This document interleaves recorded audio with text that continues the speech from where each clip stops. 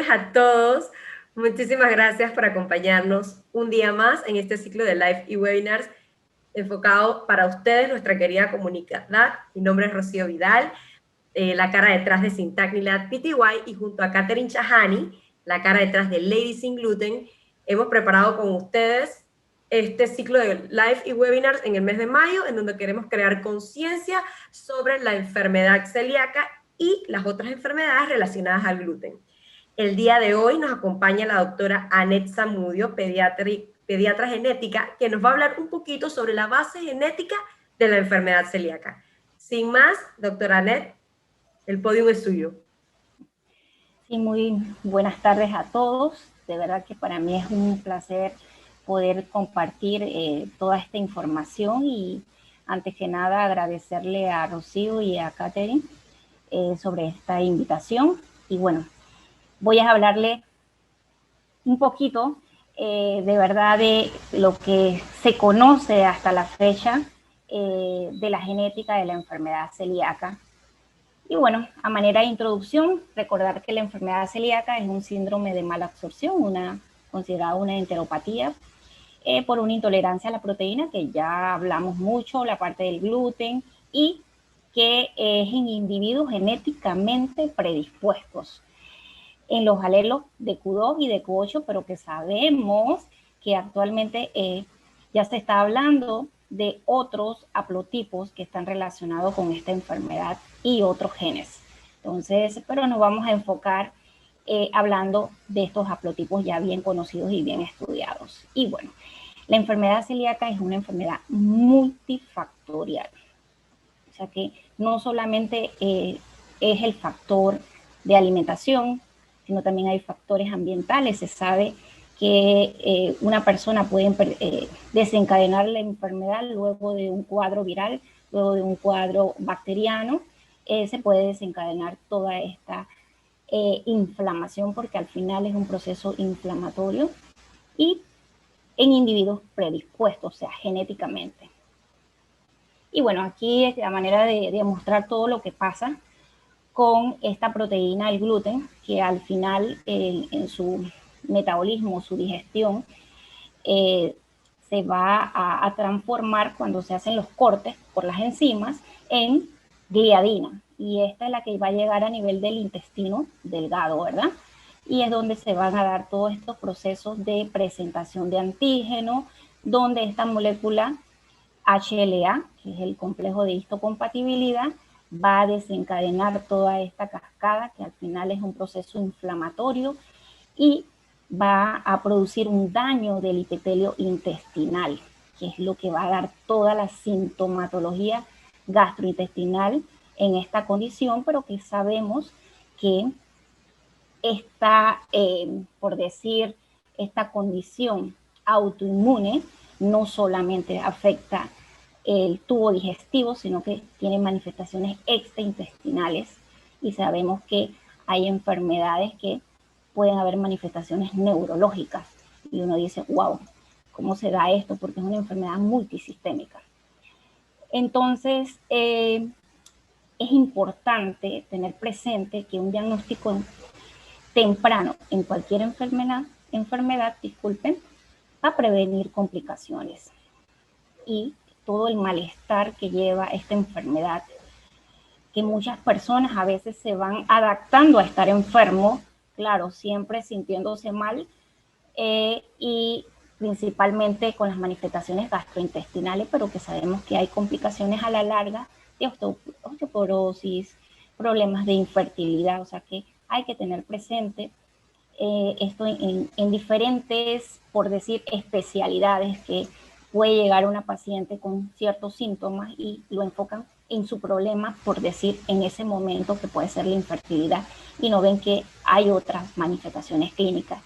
Y lo otro importante es las enfermedades malignas, o sea, hay predisposición, o sea, con respecto a la población general, a desarrollar cáncer, adenocarcinomas, que ya están descritos y que de verdad que cuando son diagnosticados ya en una etapa bien tardía. Entonces hay que, por eso, diagnosticar tempranamente esta enfermedad es muy importante. Y bueno, el objetivo de esta presentación es compilar información actual sobre la base genética de esta enfermedad. Entonces, a manera de recorderis, porque vamos a hablar de genética y tiene que ver con nuestro ADN, todas nuestras células que tienen núcleo, porque quiero hacerle la observación que donde está nuestra hemoglobina, como los glóbulos rojos, ya es una célula madura, que son los eritrocitos, no tienen núcleo, por lo tanto ahí no hay ADN. Entonces, donde está el ADN, como vemos aquí en esta célula, está el núcleo, ¿verdad? Dentro del núcleo está nuestro ADN, y en una división celular que se llama metafase vamos a ver nuestro ADN compactado en cromosomas, y que ahí es donde está nuestro ADN. Y nuestro ADN está rodeado por proteínas, que por eso que ahora se hace mucho énfasis en la expresión de nuestra información genética puede estar afectado por esas proteínas que nos rodean, y ahí está la ciencia que ha avanzado mucho en lo que llamamos epigenética. Entonces, nuestros genes, que son los que al final van a expresar una proteína, que si ella no hace bien el trabajo, por decir así, se va a dar una enfermedad. ¿Okay? Entonces, que muchas de ellas se van a desarrollar o se van a expresar no solamente por la predisposición genética, como estamos hablando de esta condición, sino que hay otros factores que van a influir a que se presente la enfermedad. Por eso es bien importante tener presente esto, que no todos van a desarrollar la enfermedad, que hay varios factores que pueden influir. Entonces, toda esta información genética la heredamos de papá y de mamá. Por eso es importante tenerlo presente, porque si tenemos una condición podemos ver de manera temprana, podemos detectarlo, ya sea en nuestros hijos, en nuestros hermanos o en nuestros padres. Si las manifestaciones son muy leves, porque como sabemos, esta enfermedad se manifiesta en cada individuo de diferentes maneras, o sea, el fenotipo varía. Cuando hablamos de fenotipo, ya sea la parte física como también las manifestaciones de las enfermedades. Y bueno, aquí lo que le quería mostrar es que vamos a hablar específicamente del cromosoma 6. Esto es un cariotipo donde vemos nuestra constitución de ADN en cromosomas, como le decía en la división celular, donde nosotros debemos tener 23 pares de cromosomas, del 1 al 22 son los cromosomas somáticos, y aquí vemos los cromosomas sexuales. Bueno, vamos a hablar del cromosoma 6, que donde está esta molécula, que vamos a hablar del sistema HLA, el complejo mayor de histocompatibilidad, está en este cromosoma 6. Los cromosomas tienen brazo largo y brazo corto. En el brazo corto, ¿okay?, en una región específica del brazo corto, está esta molécula HLA. Entonces, esa molécula tiene clases, la 1, la 2, y nosotros nos vamos a enfocar a hablar de la clase 2 y vamos a ir tratando de transmitir de una forma lo más sencilla posible sobre esta información. Entonces, las moléculas HLA están codificadas por un conjunto de genes, que aquí no es un solo gen, es un conjunto de genes localizado en ese brazo corto, y que bueno que al final ese conjunto de genes lo que va a formar es este complejo mayor de histocompatibilidad. Y ya sabemos que contiene más de 220 genes como funciones diferentes. Y además de esos genes, estos genes pueden tener múltiples variantes. Entonces, por eso que esto varía en la expresión. Entonces, esa información genética de esas variantes en ese grupo de genes, lo podemos, o sea, los hijos lo van a heredar de sus progenitores. Y aquí vemos un ejemplo en colores para verlo de una manera representativa de cómo se van heredando esa información, ese grupo de genes que lo vamos heredando. Y bueno, como vamos a hacer énfasis en el grupo de genes de la clase 2 de esta molécula HLA, el complejo mayor de histocompatibilidad, que también se le llama, enfocado en el DQ, porque ella está compuesta por HLA, de red, de Q y de P. Pero nos vamos a enfocar en el DQ. Entonces aquí vemos esa molécula de HA que está compuesta por unidades, la alfa y la beta. La alfa tiene la alfa 1 y la alfa 2. Y la beta tiene la beta 1 y la beta 2. Entonces, nosotros nos vamos a enfocar en esas moléculas de la clase 2, que están en las membranas de las células inmunocompetentes. ¿Cuáles son? Las células B, ¿okay? Los linfocitos B, los monocitos, los macrófagos, dendríticos, linfocitos T activados. O sea que aquí vamos a ver lo que es esa respuesta innata y adaptativa que tiene nuestro sistema inmunológico. Entonces, eso está, por decir, en todo nuestro cuerpo, pero principalmente a nivel intestinal. Por eso que las manifestaciones de esta enfermedad generalmente debutan con manifestaciones gastrointestinales. Pero sabemos que hay personas que pueden debutar con esta enfermedad extraintestinal, porque estas células también a nivel inmunológico están en otra parte. Bueno, y aquí manera para ver la parte de estos antígenos de la clase 2, que son heterodímeros de transmembrana consistente en dos cadenas, que era lo que les decía, las alfa y las beta. Cada una es beta 1, beta 2, alfa 1, alfa 2. Y nosotros nos vamos a enfocar en las que están aquí expuestas, porque esta es la que tiene que ver con la presentación del antígeno. ¿Cuál es el antígeno? El péptido. ¿Cuál es ese péptido? La gliadina. ¿Okay? Entonces aquí es beta 1 y alfa 1, por eso que está aquí marcado. Y esa es la que varía mucho en la parte de la variabilidad genética. Entonces, como les decía, esta es una información que nosotros heredamos de nuestros padres. Entonces, de una manera y que en genética se conoce como codominante.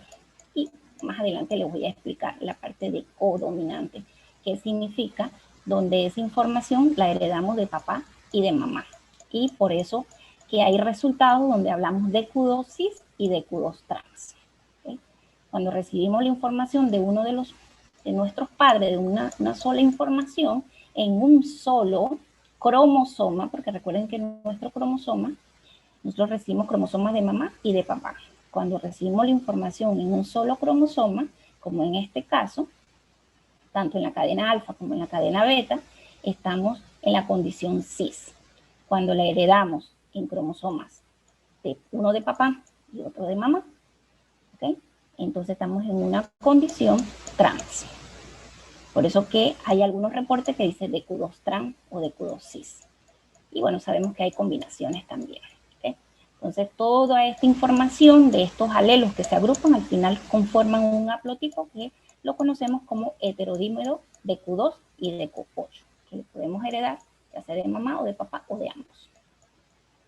Entonces, sabemos a nivel de prevalencia que el 90 al 95% de los pacientes celíacos son positivos para el haplotipo HLA de Q2, que el 5 al 10% son el de Q8, pero sabemos que hay un porcentaje que no se le detecta ni de Q2 ni de Q8, y que ya se sabe que en investigaciones hay otros de Q3, de Q6 que se están estudiando asociados a la enfermedad celíaca. ¿Okay?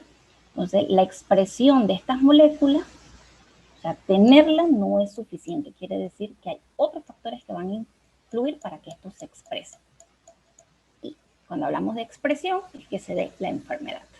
Entonces, lo que les hablaba de codominancia en estado heterocigoto, o sea, ¿por qué? Porque recibimos un grupo de alelos, eso es lo que quiere decir codominancia, que cada alelo no se va a ver, como quien dice, disminuido su función porque el otro se aparece, porque sea dominante. Entonces, en la función se va a dar en grupo. Es como el ejemplo de las personas con el tipaje de sangre cuando son AB. Se presenta la A y se presenta la B, porque heredó ese grupo de antígenos que nos dan el tipaje. ¿Okay? Entonces, asimismo, es el grupo que recibimos en los haplotipos, ya sean maternos o paternos. Entonces, a manera de estudios que se hacen en cuanto a estudios moleculares, PCR, para detectar estos haplotipos, se van a detectar bandas específicas que ya se conocen, que esas bandas específicas en grupo van a formar un haplotipo ya conocido y bien estudiados que los principales son el DQ2 cis, DQ2 trans y DQ2-8, pero sabemos que hay combinaciones que se han encontrado en pacientes con la enfermedad celíaca y lo podemos ver en estos estudios. Entonces, ¿por qué es importante la tipificación de tanto HLA, DQ2 y DQ8 en el diagnóstico de enfermedad celíaca? Ya esto está bien establecido en las guías de enfermedad celíaca, ¿okay? Donde utilizar esta herramienta de la prueba molecular de DQ2 y de no se debe utilizar como de forma inicial en un paciente que se está estudiando, pero sí se puede utilizar para pacientes, para familiares de primer grado hasta de segundo grado de un familiar de un paciente con enfermedad celíaca. Y también nos puede apoyar en el diagnóstico si tenemos duda, y aquí los vamos a ver. Aquí bien claro y establecido cómo se dice aquí, se deben utilizar para determinar situaciones clínicas seleccionadas. Recordando aquí que una es la parte clínica, las pruebas serológicas que ya están bien establecidas, dependiendo si el paciente tiene una biopsia y la histología es March 1 y o 2 en pacientes seronegativos, nos apoyaría una prueba molecular para afinar el diagnóstico de enfermedad celíaca. Asimismo, como pacientes que ya tienen, por decir, historias y tienen unas pruebas serológicas, pero ya iniciaron una dieta libre de gluten, entonces, por lo tanto, se quiere ya un diagnóstico definitivo, les puedes hacer una prueba molecular. Y también cuando los resultados de la serología celíaca es específica y la parte de la histología no está clara, o sea que necesitas otra herramienta para apoyarte el diagnóstico.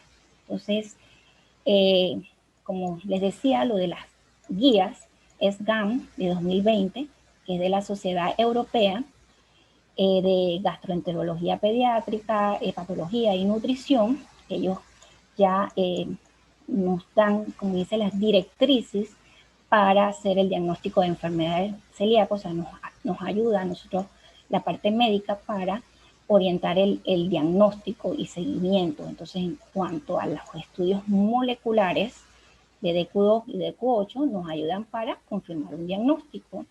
Cuando no está claro la parte de la historia clínica, pero hay una serología negativa, te puedes apoyar también con el estudio molecular, también para la estratificación de riesgo de familiares de primer grado, y también importante si hay patologías asociadas, o sea, si hay familiares con condiciones, síndrome de Down, tiroiditis Hashimoto.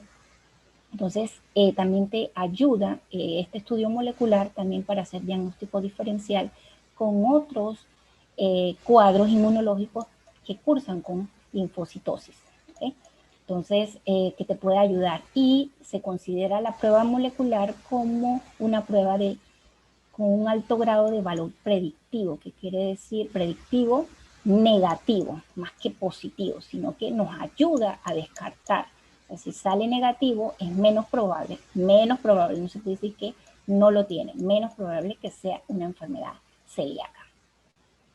Entonces, aquí a manera de recordar cuando hablamos familiares de primer grado, o sea, si yo tengo enfermedad celíaca, debería hacerle los estudios a mis padres, a mis hermanos e hijos, ¿okay?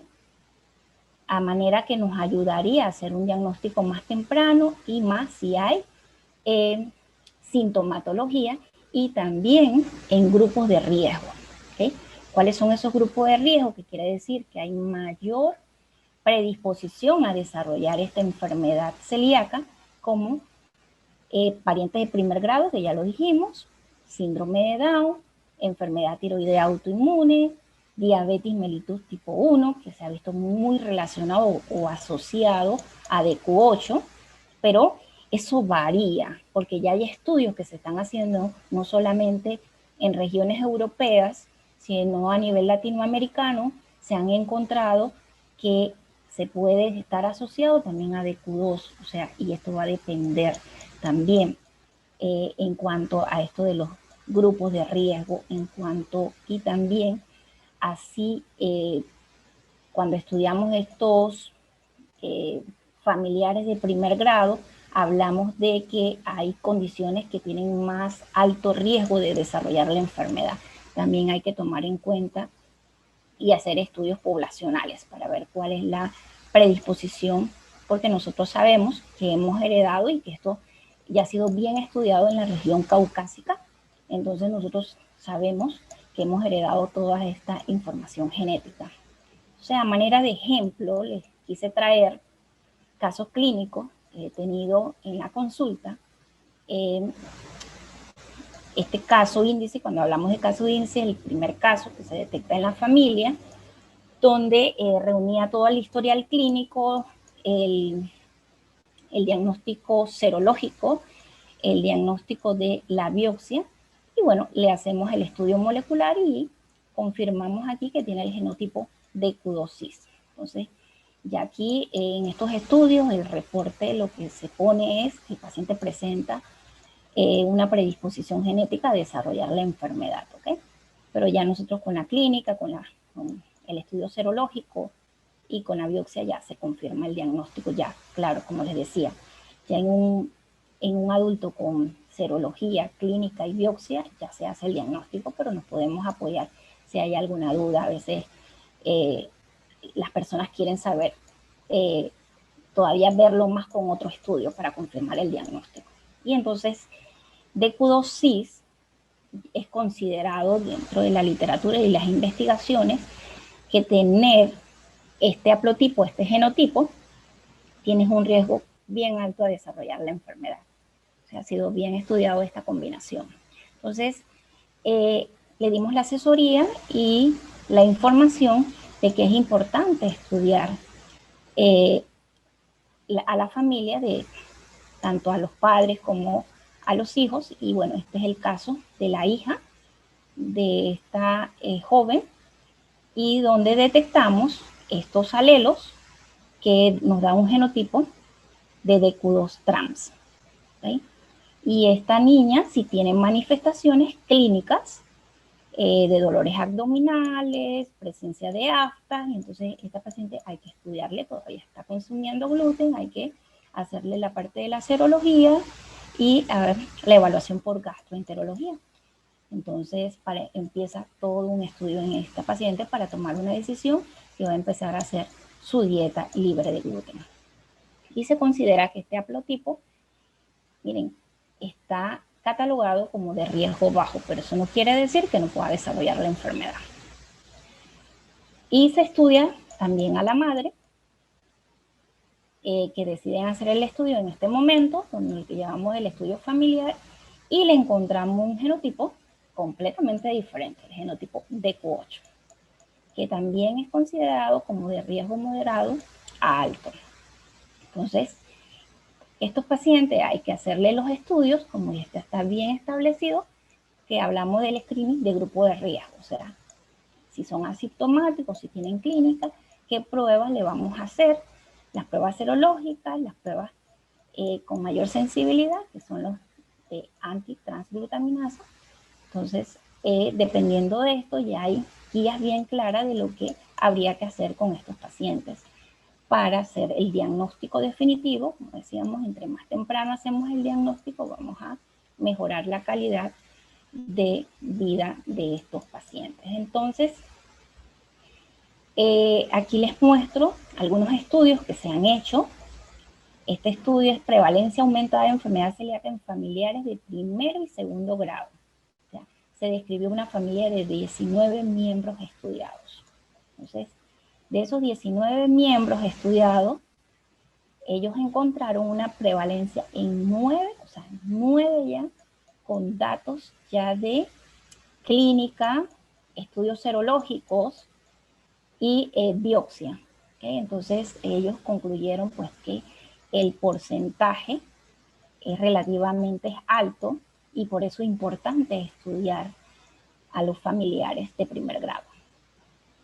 Aquí hay un estudio sumamente interesante, 10 años de seguimiento del aporte español de estudio europeo, sea, por decir, es un estudio muy interesante donde este estudio detectaron de manera de screening a 225 niños, donde le hicieron el estudio molecular de DQ2 y DQ8, que ya tenían positivo, de familiares de primer grado que ya tenían el diagnóstico de enfermedad celíaca.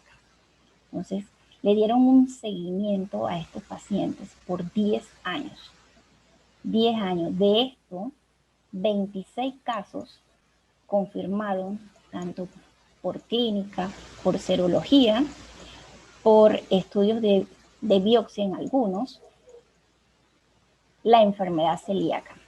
Entonces, también los expusieron al consumo de gluten entre los 4 a 6 meses y evaluaron la cantidad también de gluten y ellos llegaron a la conclusión, después de estos 10 años, que ni la cantidad de gluten ni el tiempo de duración influye en cuanto al riesgo del desarrollo de la enfermedad celíaca. Pero lo que sí vieron fue lo del sexo, porque la mayoría eran niñas, sexo femenino, y también vieron que se presentaba según el genotipo. Entonces, por eso que siempre se insiste en que el genotipo de mayor riesgo, de Q2, en cis, en trans, de Q8, tienen mayor riesgo a desarrollar la enfermedad. Entonces, lo importante de darle el seguimiento a estos pacientes cuando ya conocemos su predisposición genética, se puede dar seguimiento y se puede hacer un diagnóstico temprano ya con los criterios bien establecidos, como nos los da las guías de SGAN del 2020, que están bien claros y establecidos para hacer el diagnóstico y también poder excluir otros diagnósticos. Y bueno, otros estudios, como sabemos, que se han estado desarrollando y se cree y creemos que no solamente es esta molécula HLA, sino que hay otros genes relacionados que están en otros cromosomas y que ya los han descrito como celiaquía 2, celiaquía 3, que tienen que ver con la respuesta inmunológica, como por ejemplo el locus de la celiaquía 2 codifica para citocinas relacionadas con la respuesta de los linfocitos e interleuquinas. ¿Okay? Entonces, sabemos que si hay una alteración de esto, la respuesta inmunológica puede estar exagerada y nos puede afectar. Igual se ha estudiado el gen del miocin, ubicado en el cromosoma 19, en el brazo corto, que se conoce como celiac4. Este gen codifica para una variante de la proteína miocina que está involucrada en la remodelación del citoesqueleto de los enterocitos epiteliales. Esta variante proteica influye en el aumento de la permeabilidad. Y sabemos actualmente de que hay otros marcadores que se han visto que influye en el desarrollo de la enfermedad y por eso se ha estudiado mucho lo que es la microbiota. También sabemos que hay marcadores que nos indican procesos inflamatorios y también marcadores que nos indican que hay permeabilidad intestinal. ¿Qué quiere decir esto? Que esa barrera se pierde y hay más exposición de este antígeno que viene siendo la gliadina a este complejo de histocompatibilidad. Por eso que se sabe que hay varios factores que influyen y que han sido descritos y por lo tanto se puede desarrollar esta enfermedad. Y bueno, de verdad que sé que es un tema, la parte genética es un poco pesada, pero de verdad traté de hacerla lo más sencilla para transmitirle esta información y de verdad estamos a la orden y sí es importante estudiar a los familiares que tienen ya en la familia una persona con enfermedad celíaca para hacer un diagnóstico temprano. No para quitar el gluten, sino para hacer un diagnóstico temprano. Es sumamente importante esto.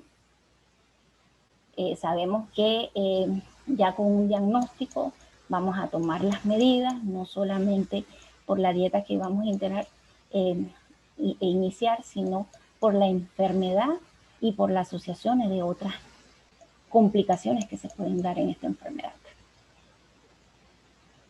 Bueno, muchas gracias y estoy a la orden si hay alguna pregunta o algún comentario. Muchísimas gracias, doctora, por tanto amor que le ha metido a su presentación. Le abrimos el compás a la audiencia, a los que nos están acompañando, a los que entraron del inicio, los que entraron en la mitad del webinar. Si tienen alguna pregunta, por favor, este espacio es para ustedes. La pueden hacer en la cajita de chat, donde están la cajita de las preguntas.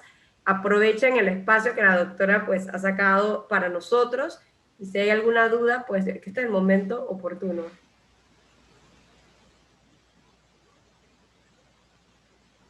Bueno, yo puedo arrancar con la pregunta para que vayan desarrollándolas en el chat.